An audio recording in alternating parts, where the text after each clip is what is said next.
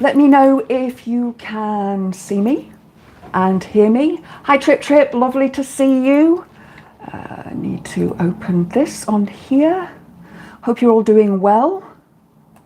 Oh, turn the volume down, Debs. Turn the volume down. Yeah.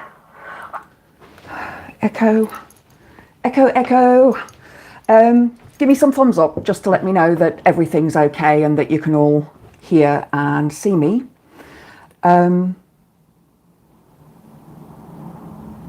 Yes, the penguins. Hi, penguins. Hi, Chris C. Hello. From Spike. Sound fine and picture is fine. Fabulous. Thank you, Chris C. Thank you. So we've got Mod in the chat. I don't know how many people are going to join today because I know it's early. Hi, Sarah Davies. Lovely to see you, as always. Just remember, guys, keep it nice and polite in the chat. There are mods, and if you aren't nice to each other, or if you are a bit of a troll, they will boot you. Now, we're going to talk about a topic today, witchcraft. So I know it's something that not a lot of people know about. So there may be questions. And if you do have questions, please, please, please ask them, but ask them in a polite way. You know, some people are going to say, oh, but witchcraft doesn't exist and so on and so on. And, you know, we're all entitled to our beliefs and faiths, and that's fine. But I am not going to knock any other belief or faith while I am talking about witchcraft, except comparing it to a little bit of Christianity. Hi, Diz, lovely to see you. Yes, and the warning from Chris C is, warning, Witchy Goth's channel is a haven for spooky vibes and sharp wit. I hope it's sharp wit, I really do. Trolls, bigots and drama llamas banished before you can say hex appeal. I love that. I really, really do love that. I don't know how you came up with it, but it's brilliant. Hi, Kirsty. Lovely to see you. So we've got our mods in the chat, and so please be polite to each other if you are new to the channel. If you are watching, please give us a like. Let's boost those likes up a little bit. Really, I'm trying to get to 1,000 by January. I'd really like to get to 1,000 for the end of the year. It's a tall order. I've been doing this channel now for 3 years, and I'm still sitting at 769 it was today. So it'd be really, really great if you could share. Which reminds me, let me share this onto my Facebook page while I am thinking. So just bear with me, guys. That's if I can remember my login. I can never remember my login. Hopefully it will just go there. Yes, it has. So let me just share this to Facebook. Copy the link because it's easier. So I did actually put some, sorry, I'm just going to tell people to join me. Bear with me, guys.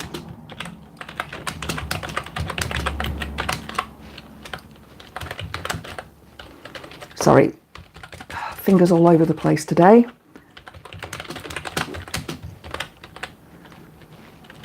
And there's no,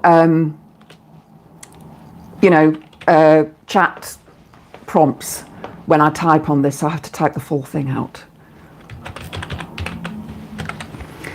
Right, so that can be posted. So hopefully we'll get a few more people viewing today. So before I start, does anybody know anything about witchcraft? Just a quick question. And is there anything specific that you would like to know about witchcraft? Now, I've linked 3 things into, hi Pete, it's lovely to see you. I have linked 3 things into the description box for you if you want to go and have a look. So the first one is Ronald Hutton. If you want to find out about paganism at all, there's a hair there. Sorry, I could see it and it's just annoying me. You know how you get those hairs that just stick to everything? Yeah, it's one of them. So Professor Ronald Hutton, historian, he is, I think he's based in the University of Bristol. And if you want to look up anything about paganism, he is the person to go to, his books and so on. I actually don't own any of his books, sadly. So I'm going to add them to my Christmas wish list. So hopefully I'll get one or two. I know which one I want. So Chris, you know a little bit about witchcraft from your mum, but that was over 28 years ago. Kirsty Hamilton, a wee bit. Hi Scott, lovely to see you. Thank you for joining. Sorry guys. So witchcraft. Well, the reason I decided to talk about this today was because of the video that I put up last night, which is one that I'd recorded over the weekend. And I'd been wanting to record it for a long time. And I know that One Angry Pagan did actually cover it. I wanted to give my own thoughts on it, which was the boring monologue that Danny Kruger gave in the House of Commons about Christianity and how he believes, in a nutshell, that the entire country should be Christian, that so the entire country should be Christian, and that Islam and paganism, well, paganism's woke, apparently. Well, yeah, I would say it's woke. But they're bad and they're evil and they need to be scrapped from the country, basically banned. So Reform don't believe in freedom of speech or freedom of belief or freedom of religion or freedom of anything, really. It's do as I say, not as I, do as I say, not as I do. Just having a look at some comments here. Pete's, I know they burned a lot of them in my area. King James at one point was burning 4 at a time. There's a plague in a plaque. Sorry, not a plague. It's a queue in a field near me. That's wonderful, Pete. That's absolutely wonderful. Diz, I don't know much, but I do read tarot. That's interesting, because I was thinking about doing some tarot on here at some stage, so I'll look out for that in the future. So, the idiot son of pure leaf, I'm guessing that that's Danny Kruger that you're talking about. Hi Lana, thank you for joining. I'm so glad you could join us. It must be very, very, very, very early there in New Zealand. Because I know you asked about witchcraft and you were wondering what it is and so on. So that's what I've decided today's chat is going to be about. Hi Elle, lovely to see you. Boo, a ghost ate my toast. No evidence as it's still on the plate. I think I dropped back on the plate after he ate it. It's a ghost in it. Hi, by the way. Love it. Love it. Oh, brilliant. I'm so glad, Lana, that you managed to join. And I'm so glad that we're all here. And so let's get down to it. So, yes, the 3 links in the description box that I would suggest you go and look at if you want to find out more afterwards is the link to Ronald Hutton, professor in history who specialises in ancient British history, paganism, magic, and so pre-Christianity, and as well looks specifically at the 1600s, 1700s, and the witch burnings. I know he does a lot of talks, and I was supposed to be going to one probably about 12 years ago now, and I never made it there. It was in Nottingham at the university there, and I'm hoping that he'll do another one sometime soon, because I'd love to meet him. I think, he doesn't say he's a pagan, but he looks like a pagan. You will have seen him on TV. He's been in a lot of different things, so I'm sure you will have seen him. Sorry, guys. Big frog in my throat. The second one is a link to a video that I highly, highly, highly recommend. Oh dear, seems I'm going to be a cough, cough, cough this evening. I do apologise. It's a video that was recorded probably about 30 years ago now by 2 American witches, Margaret Adler and Starhawk. I'm sorry, guys. Just bear with me.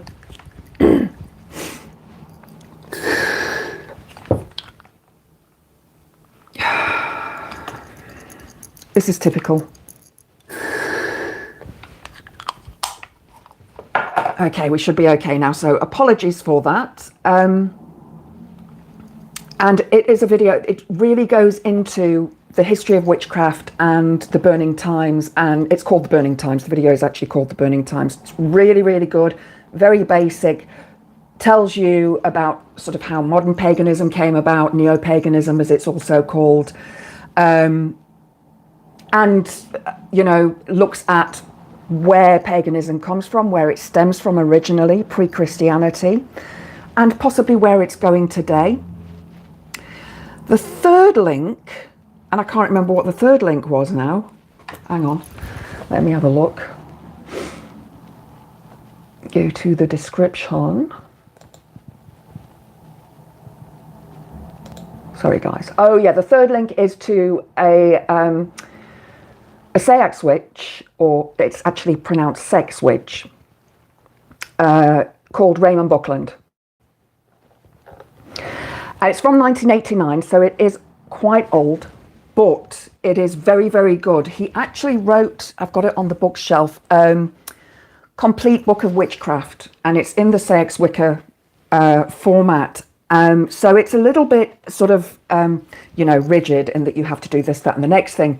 But it is great for practicing because it has areas in the book where you can write and make notes. And in fact, let me just grab it.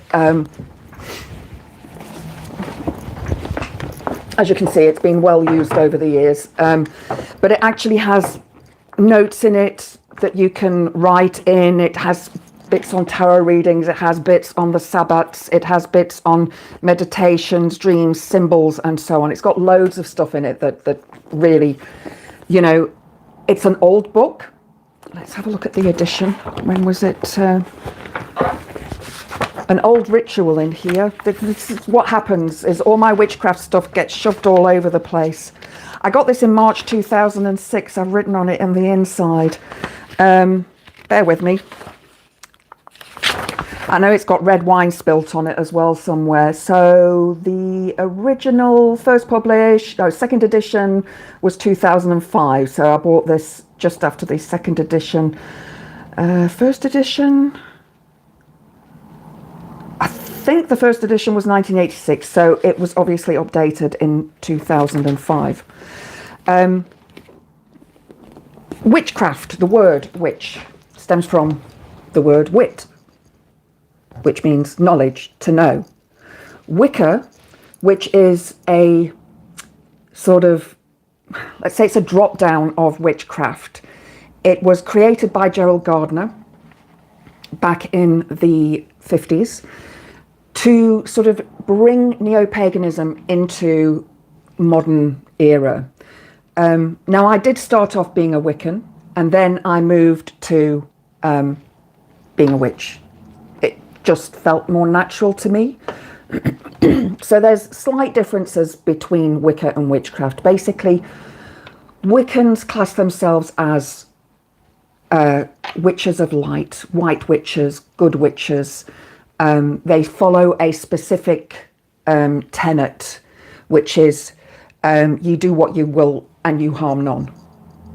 So we all have, you know, which is a good, you know, tenet to follow, but I moved away from the what I call airy-fairy side of Wicca, but there's nothing wrong with it if you know, it's a good place to start, and then to decide where you want to go from there. So Wic is also knowledge. So these words, these root words, all stem back to wit, knowledge. So have you got your pen, Lana? I saw that you were saying you were going to get a pen. Hi, Billy. Lovely to see you. Kirsty, you're feeding the cat. My cats will be needing feeding at 6, so I will have to head off at 6 o'clock, and because I've also got a tutorial that I need to attend at 7, so I need to eat in between. Let's have a look at some of the comments here. So, because I did see Pete's put also a cliff called Witch's Crag, small church at the foot of it. Suspected witches got lobbed off the cliff. Survivors got burned as witches. Those who died got a Christian burial in the churchyard. That's interesting. I'll talk a bit about the burning times and how that came about as well. Sorry, guys. Scott, gotta profess, I'm an absolute non-believer, but it is interesting and better witch, fairy, paganism, etc. than other religions. You know, we are, like I said at the beginning, we are all entitled to our own beliefs. And if you are atheist and you don't believe in anything, that's perfectly fine with me. My ex was an atheist. Didn't bother me at all. Didn't bother me at all. However, I do have issues with Christianity, but maybe that'll be for another day. We'll talk about it anyway a little bit later. L, I read Mega Mog. Does that qualify as knowledge? Well, it was based on some part of witchcraft. Oh, what's the Terry Pratchett one called? With Granny Weatherwax and I can't remember the name of the book now, and it's actually next to my bed.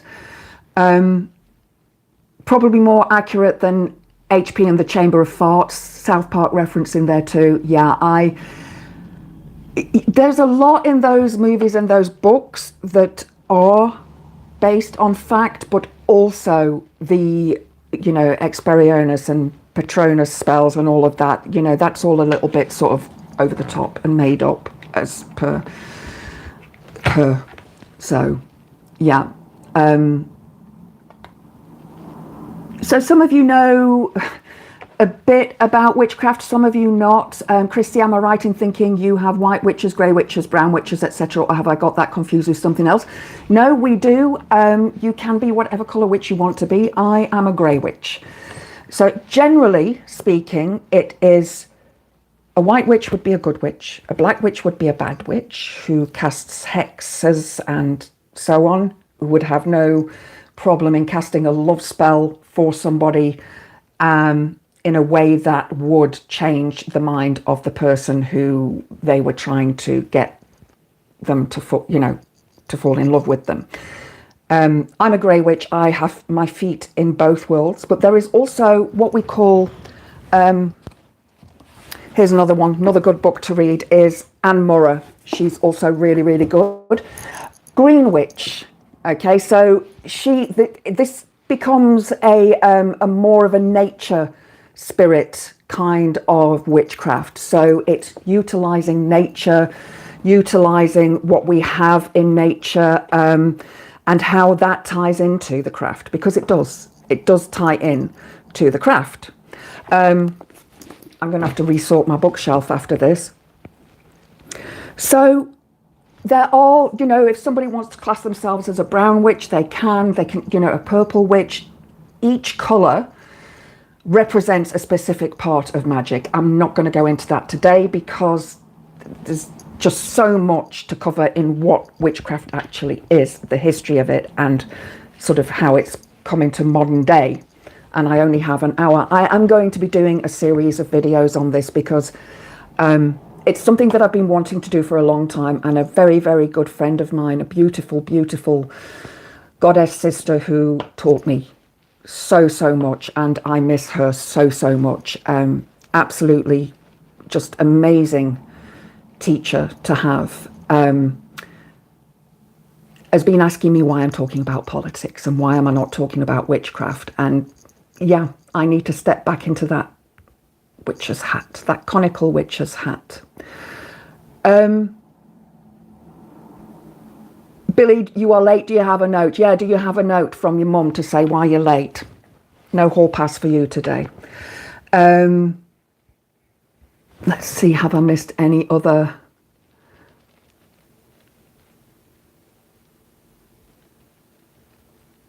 Let's have a look. No problem, Chrissy. I will, you know, ask me some questions. If you can, when you ask me the questions at the Witchy Goth, because then I'll see it on the screen, it'll jump up and it'll highlight it for me.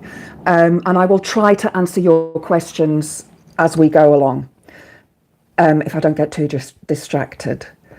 So,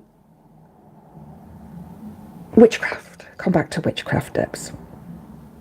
When we look at modern witchcraft, in 1951, the witchcraft laws were repealed by the British government, which meant that witchcraft was now legal to practice. It had actually been practiced prior to that, hidden under the cloak of darkness, under the full moon, on moors, in stone circles and other sacred places where people would gather and join together to celebrate the old ways, but it was very hidden. Once the laws were repealed, Gerald Gardner, who was actually an actor and a writer, basically created Wicca. I'm trying to think where it is now. Gardner, G, where's G? Gardner.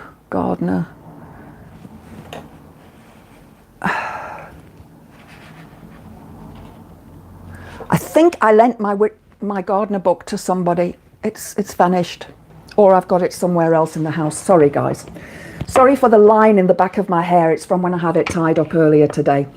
So the Gerald Gardner then basically created this Wicca out of the old path and bringing into it new elements. And he created that with a lady called Dorothy Clutterbuck, who, I know, it's a great name, that, isn't it? Clutterbuck, I love that name, who was an actress. And they created Wicca at the start as we know it today. So that's Gardnerian Wicca. And then it split into Alexandrian Wicca, which was Alex Saunders. Now, he classed himself as the king of the witches. Now, I want to tell you that this has nothing to do with Aleister Crowley. Nothing to do with Aleister Crowley at all. He was from the 19th, he was born in the late 19th century, and he took his craft and occult practice into the 20th century. So that is a completely different, part of things. Everybody thinks that, he worshipped Baphomet, which is the god, the horned god, the one that sits like that. There's a great history about him on, what's it called, Mystery Archives. I will try and link it into the description box below afterwards as well. You can go and have a watch of that. It's really, really good. I hadn't really looked into him very much, but watching that really, really helped. I saw a couple of things here, just bear with me, guys. From Trip, Witchy Goth, when on a walk the other day, I took a detour, turned the path, saw an unalived rabbit. Oh, it was missing its left eye and something in its low abdomen had been removed. Sacrifice. No, possibly a crow had taken the eye. It could have been caught by a fox. You may have disturbed the fox. I've had that happen to me when I've been in the woods up here, and it's a small wood that I was running round, and there was half of a carcass of a rabbit, and then carried on, came past again, and it had gone. So I'm guessing that I nearly said wolf then, that the fox came and took it. So yeah, it's. I doubt very much that it was a sacrifice, because you wouldn't have seen it if it was. It would have been in a completely different place. It would have been hidden. So it was probably an animal. And crows do like to peck out the eyes. That is something that they are very good at doing. But yeah, I understand how you feel. I get like that when I see animals on the roadside. I generally, even if I'm driving in the car, I will give them a little blessing and, hope that the goddess has got them in her arms, because it just hurts me. It hurts me a lot. So even when I saw that rabbit that day, I did give it a blessing, but I knew, because it was only half, it was the top half, I thought, yeah, a fox has probably got that. Or it could have been an owl, although an owl would have probably eaten it differently. Let's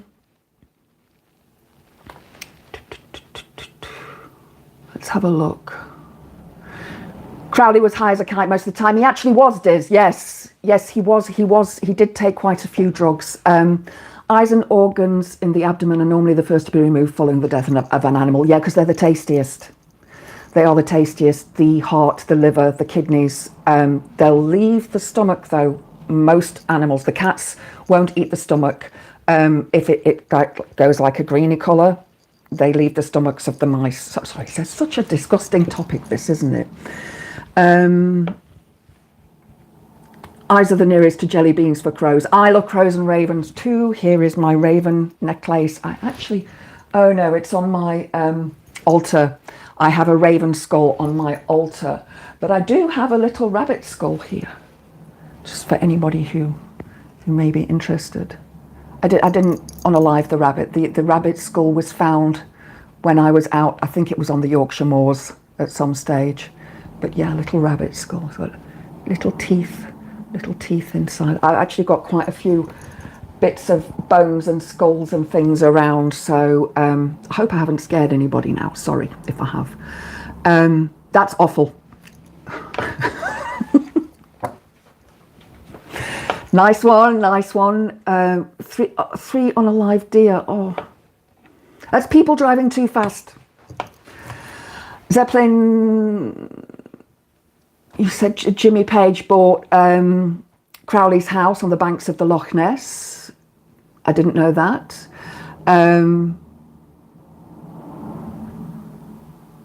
Seagulls clean up everybody's mess. Yes, they do. Alistair, hi, my love. How are you? Hi, Witchy Goth. Hi, Diz. All I'm chat modding on another channel, Binners. Okay. Mikey says hi, and have you put the miles in? Hope to catch up later on. Yes, I did 5Ks again today. You can tell him. Oh, great. Typical. I should have put my phone on silent and I forgot. Sorry, guys. But yes, I did 5Ks today. I wanted to go through to the forest, but it was raining this morning. But it looks like it's going to be clear tomorrow, so I shall be going to the forest for a big run tomorrow. Got my bat phone, yeah. Got my race on the 9th of November, 10K. Right, coming back to witchcraft. So, crows and ravens talking. Yes, I have. Yes, Alistair M, please say hi to the Binners for us and send them my love. Get to the Batmobile. Your missus went to answer her phone. Brilliant. I forgot to put it on silent. Murder of crows, yeah. What is a flock of ravens called? I can't remember now. Cannot remember. Is it a crowder or a chowder or something like that? Oh, they are, Alistair M. Don't worry. They are doing all the good things in the chat. These guys are brilliant. You've trained them well. So, this is when Gardner brought witchcraft into the modern era from 1951. And it then began to be practiced openly. Now, prior to that, obviously, at the end of the 19th century, the beginning of the 20th century, occultism was very, very popular. In fact, even in the end of the 18th century, occultism was becoming very popular with tarot cards, with the spirit board, with and the spirit board was actually created as a parlor game. I have several spirit boards. I have used them. Yes, they have been successful. And no, I have never encountered anything evil because I do put protection around. But, you know, don't believe everything you see in horror movies, guys, because it's normally a load of crap. Just saying, you know, it's used for effect. It's used for, you know, to make it look scary. And so many people, and especially Wiccans, will stay away from using those sort of divinatory tools. We're all different. You don't know if you have ravens or crows. We have blackbirds. They're delightful. They just flop on their bellies when they eat too much. A rave of ravens. You went to a party. Okay. A flock of ravens is called an unkindness. That's it, Chris C. Thank you very much. That's it. Yes. Thank you. Hosts of these streams are great and the mods are superb. Keeping safe, friendly places is so refreshing. Big thanks, Spanners. It is. It's really lovely to have you guys watching and supporting. I really do appreciate it. So we had occultism. People wanted to connect with their loved ones who had passed over. So there were a lot of fake practitioners of this using, table lifting and so on. And there's so much out there that you can go and watch and read about how they did these things. But I do believe that there were genuine people out there. And Harry Houdini was actually very, very interested in a lot of the occult stuff. Arthur Conan Doyle. He actually went to investigate the Cottingley fairies that turned out to be fake, but I think it was the Cottingley fairies. It was the ones in North Yorkshire where the little girls cut out the pictures and took the photographs and they turned out to be fake. But there's a lot of stuff around there of belief, disbelief, word of mouth. But when we go back to the traditional origins of paganism and we look back centuries ago, thousands of years ago, around the time of, say, Stonehenge being created, even look at Egypt and the building of the pyramids. The craft started way, way back then. The first men and women on earth practiced magic to the universe. They would look at the sun, look at the stars and think, what is that? It rises every day in that direction, sets every day in that direction. Then we have these seasons and we have thunder and lightning and we have snow and we have all of these things that they didn't have a way of explaining.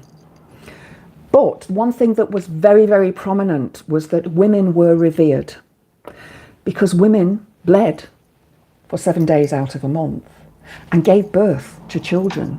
And of course, there was no knowledge of biology then and how this happened. Because of this, women were put into this special place and worshipped, and rightly so. Because without women, there would be nobody here on earth. No humans here on earth, should I say. And then these belief systems moved into a creation of sympathetic magic. And I have talked about this before, so I'm going to use the Native American Indians as an example. So they're going out to hunt tomorrow morning. They need to catch some bison for their food for the winter. And so all the braves would be together and they would dance around the fire. They'd have the drums going, they'd dance, they'd sing. And they would use their spears and their bows and arrows as if they were unaliving the creature that they're going to catch. And in their mind, this energy would be building and building. Now, there's a traditional thing that we do in witchcraft when we create what we call the cone of power. Now, in witchcraft, in the Northern Hemisphere, we always work in a clockwise direction. So we always move to the left first and then come back round to the right. So it's how you go around a roundabout. However, in the Southern Hemisphere, you work the opposite direction. So you move to your right first and then come around and finish off on the left side. Because of the different hemispheres and the sun and moon rising and setting in they rise and set in the same place, but the sun is more over the equator when you're in the southern hemisphere. It's the change of the seasons and so on.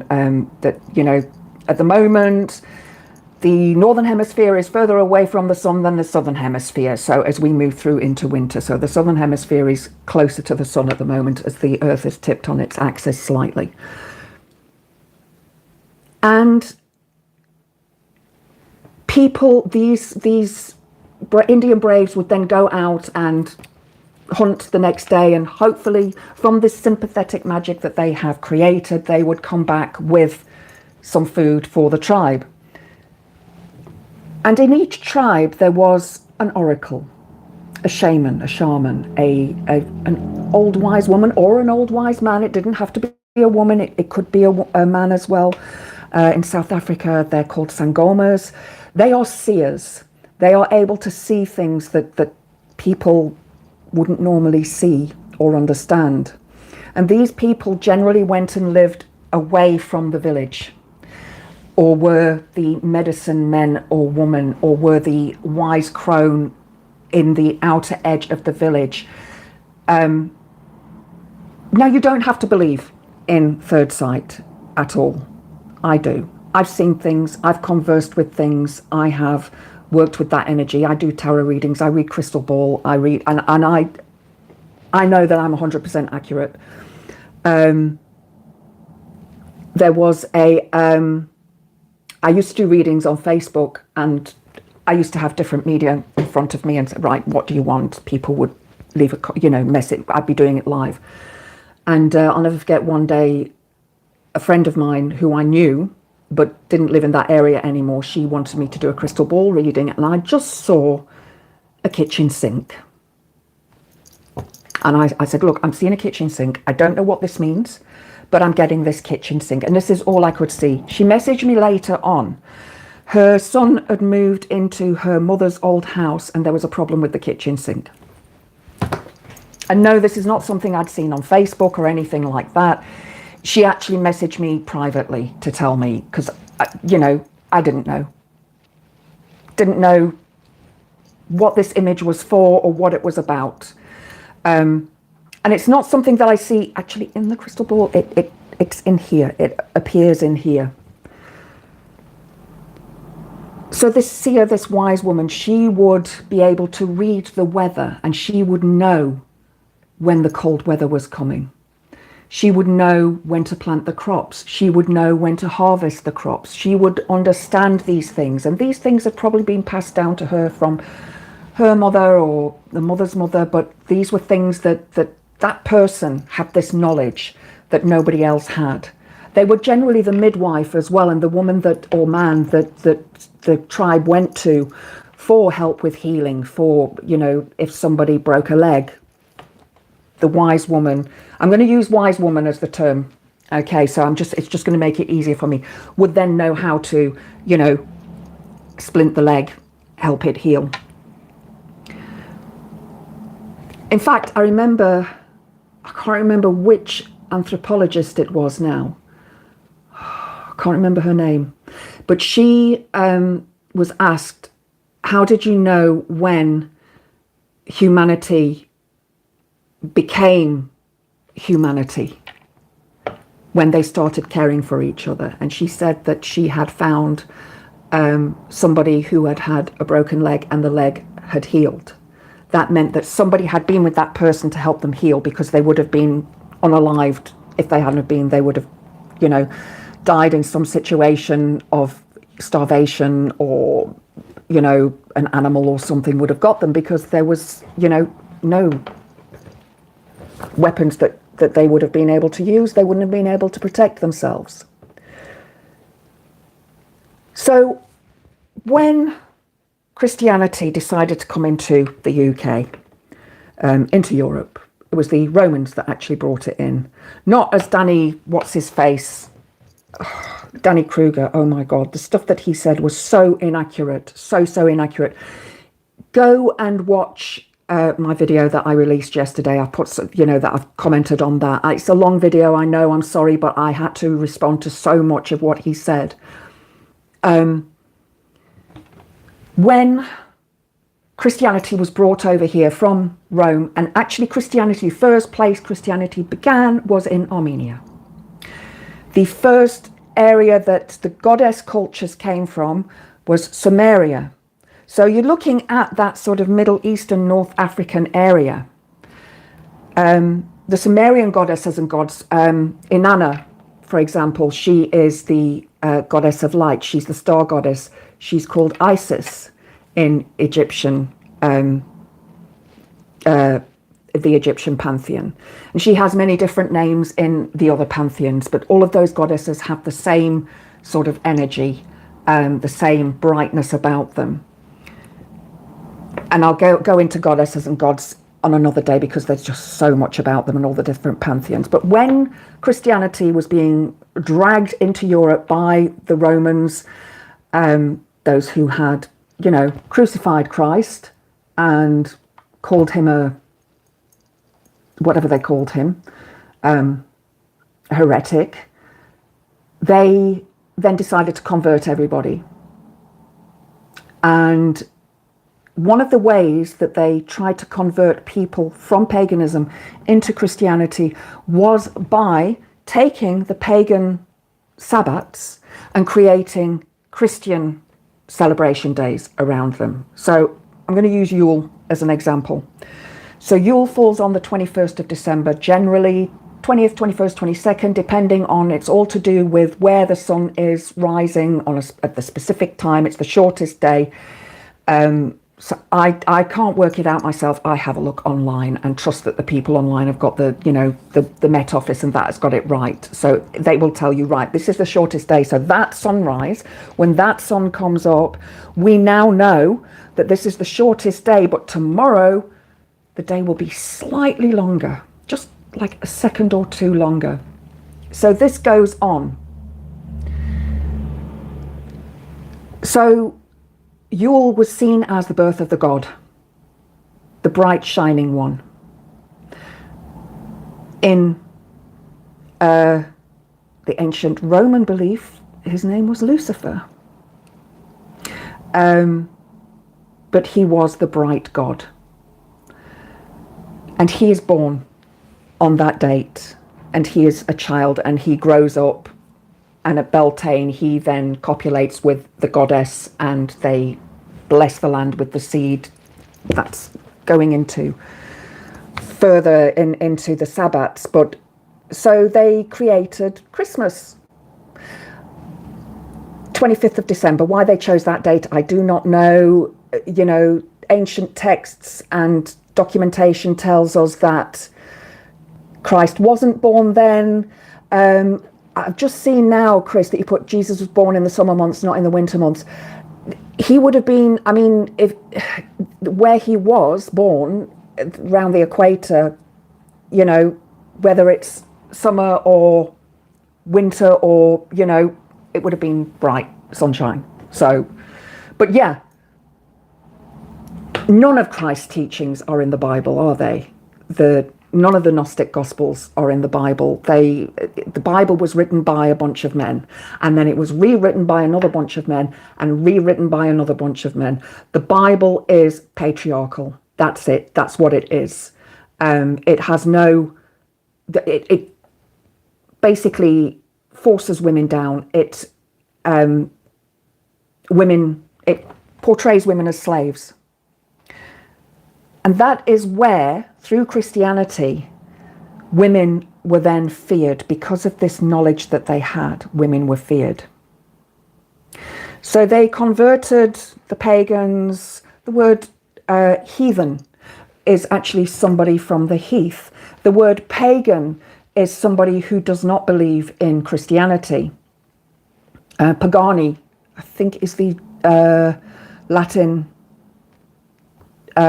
root word. I didn't make any notes for this because I've been sat studying all afternoon. So it was feared, and Christianity was men. That was it. Men are in charge. We're afraid of women because we don't know what they do. We don't understand how they work. And so they squashed the pagans. And then in the 1600s, they decided, what are their names? I can't remember their blooming names now. They wrote the Malleus Maleficium. Bear with me. It was two, I think they were from Germany.